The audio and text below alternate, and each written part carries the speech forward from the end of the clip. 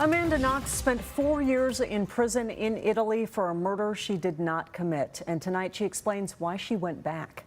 Good evening, I'm Monique Ming Laven. And I'm Gary Horker. Monique sat down for an exclusive interview with Amanda Knox. At 5:30, she explained how she's supporting a bill aimed at preventing false confessions like the one she made when she and her boyfriend were accused of killing her roommate, Meredith Kercher, in Italy back in 2007.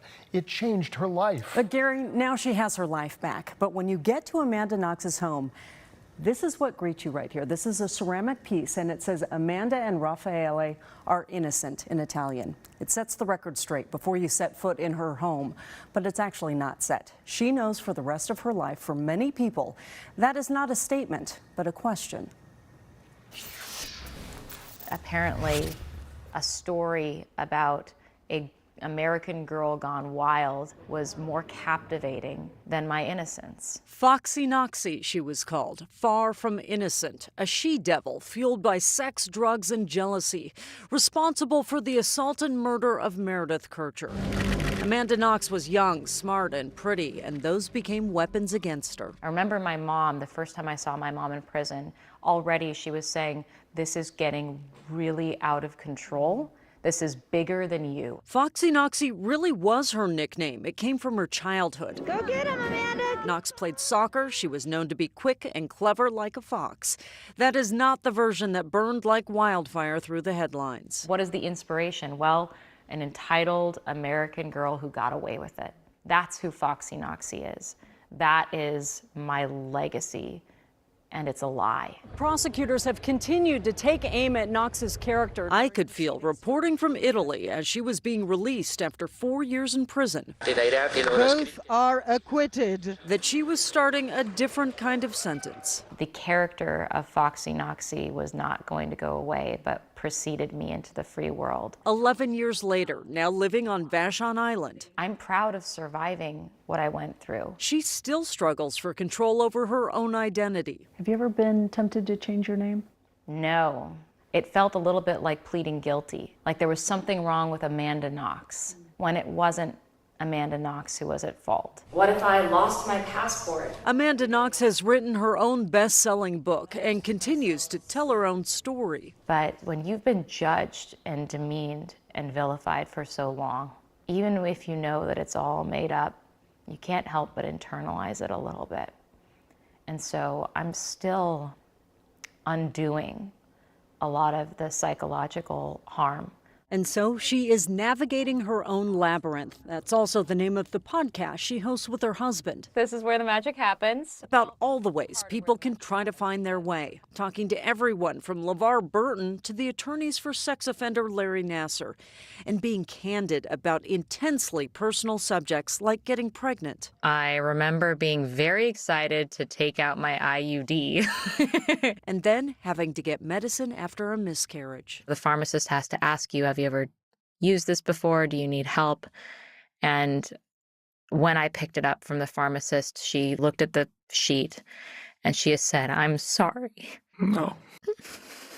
I said, "Thanks." But the eventual joy of having their daughter still comes in the shadow of Foxy Knoxy. A lot of people were like, "I hope your baby gets murdered." Despite that kind of persistent hate, Knox returned to the country of the crime she did not commit. Italy Innocence Project invited her to speak in 2019 about the impact of media on cases. I expected to be jeered. I even feared that someone might try to do vigilante-style justice on me. Then why did you go? Because the truth matters. She spoke in Italian and described the crushing impact of the media's warped version of Foxy Knoxy, the woman still reviled by so many. I received a standing ovation, and I had a bodyguard the whole time, and my bodyguard, after the event, just took me, whisked me off stage, and just gave me the biggest hug, and just said, "Perfetto."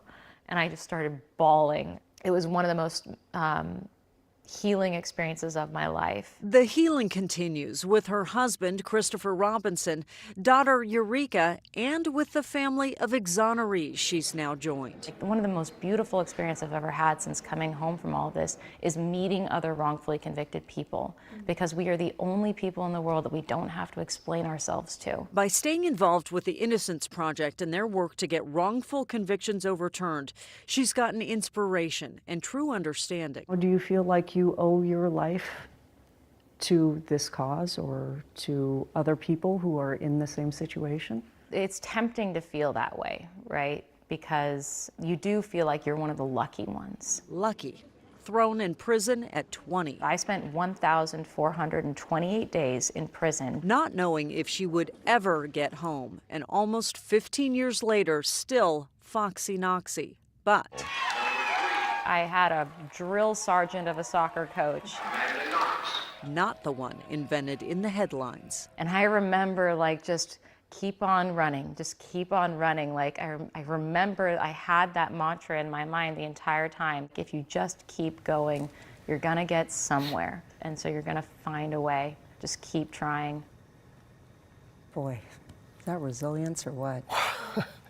That's a stunning story. You couldn't make that up in a movie. No. Judged, demeaned, and vilified. Those are the three things she said that resonated in my head. When I'm 20, that's crushing me, and I want to become a recluse. And now she's giving back. Oh my gosh, she is so open and brave and personal about her own life. And that's the way she's gotten through it, she says, with her little girl, who is the cutest little, happiest little baby. She says that she won't be able to talk to her daughter about what it's like to be in her early 20s because she spent it in prison. But she'll be able to tell her what it's like to get through really tough times. In a foreign country with different laws, a different courtroom. I mean, completely different, no constitution. Yeah. That is a mentally tough person, folks, and a story very well told. It was my pleasure to tell it.